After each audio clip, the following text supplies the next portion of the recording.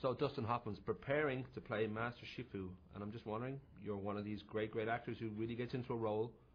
Would a red panda sit down? Would a red panda sit down? Is this what your character is, red panda? Yes, a rare red panda. It reminds me of tomatoes. I don't know if a red panda would sit down. When you say tomato, I think of salmonella. I'm thinking of Tootsie. Oh, you're thinking of... Oh! You see? Now I can make the connection. Our own history. I approached this differently because they gave me the character, they showed it to me, and they said, that's your character, just find a voice for it. And because they're doing all the animation, I felt I didn't have to go out and research Kung Fu, which I was very happy about, because I'm not that kind of guy.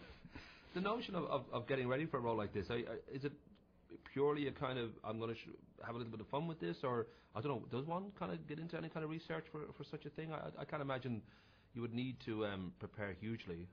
No, you can't, because you're putting yourself in their hands. I never knew any of this. I was naive. I thought I'd be in the room with other actors, and you're there by yourself. I thought there'd be a script, but they constantly are rewriting it, so you don't even know what to research. And it's their animation, it's their vision, it's their idea. And I thought, well, I've never done this before, so if I'm going to do it, I'll do it with the guy who, Jeffrey Katzenberg, who runs animation. They do at DreamWorks. They do it as good as anybody. So literally, you're just kind of saying, I'm a color on your palette. Tell me what to do. But I kept trying to find the voice that I felt it was as close as I could get to whatever that is. I've interviewed you a few times over the last few years, and I've noticed that you just seem to be having far too much fun for a legendary actor. You're supposed to be kind of somber and reflective on life and feel that you've got the weight of the world in a way. But I don't know what the turning point, whether Lisa kind of brought this out in you, whether maybe even Tootsie having fun with the notion of being a very extreme method actor kind of gave you a different perspective, or was there a moment that you realised, I'm going to have fun with this rather than make my life miserable by giving over so much to my work and not having fun? The truthful answer is I don't think it has to do with my work as much as it just has to do with me. I mean, at a certain point you can see the end of the tunnel and you say, no, I'm going to start to feel I deserve a life. So I think that's basically what it is. And for some reason I have that rare reality is I have not had the expected decrease in testosterone. I just heard that. That notion too that and this is going back to those days when you had a reputation for being very, very tomato wouldn't sit down kind of guy. And I'd love to know what exactly was it that happened with Olivier and you on Marathon Man. Everybody has that sort of famous idea that he said, "Have you tried acting, dear boy?" Was that his line, or was that sort of a myth now, or?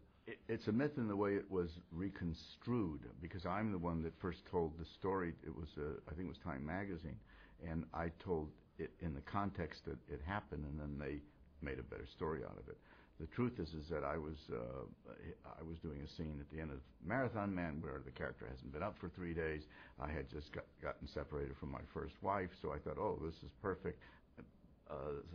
Studio 54 had just opened, which was like the first disco. So I thought, well, I'll keep in character and I won't go to sleep for 3 days and I'll just party, which is what I did.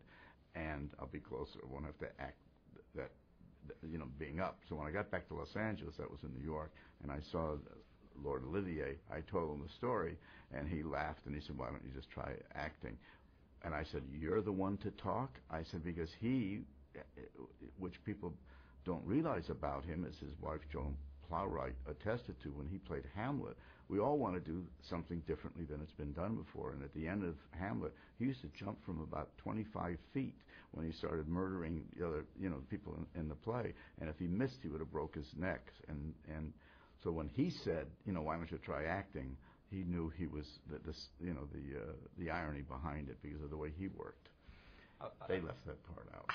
You mentioned your first wife, and I know that she was Anne Byrne, and she gave you a lovely daughter, Jenna, who went off and married a Seamus Culligan, and they've given you a grandchild. And Two now, right. Thank you, since we last talked. I was stunned to learn, despite all this Irishness around you, you've never actually made it to beautiful sunny Ireland. Maybe you have in the last year or so, but when I last spoke to you... No, and I'm stunned that I haven't. I haven't been to Scotland. I haven't been to almost all the places. You're a jet-setting superstar, right? You're supposed to do all these things. It's just part of your contract. You're supposed to just land all over the globe and I haven't. Wave to people. And I haven't. We raised 6 kids, and we were determined to have a home life for them, and I think that's one of the reasons. Now that they're all out of the house, I want nothing more. In fact, my kids go to the places I haven't been yet. And my son Max, who's 23 years old, just recently was in Ireland. He says, Dad, I can't believe you haven't been there, because he loved it so much there. Your influence is huge around the world, but certainly the major influence in Ireland is the fact that a very, very popular puppet character has been named after you. There's a turkey. He represented Ireland in the Eurovision this year. He's Dustin the turkey. He was originally called Dustin Hoffman because of your fine self. Yes. And I don't know whether you've ever heard of that, or whether it's been... All right. I would have expected you'd say a rabbit, but I'll take it. Well, it just shows you how far your influence has gone. Yes.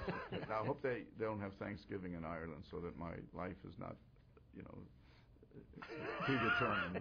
It's a worry for Dustin too. I think I've got to wrap up. Very nice to talk to you. Nice to talk to you. I'd like to...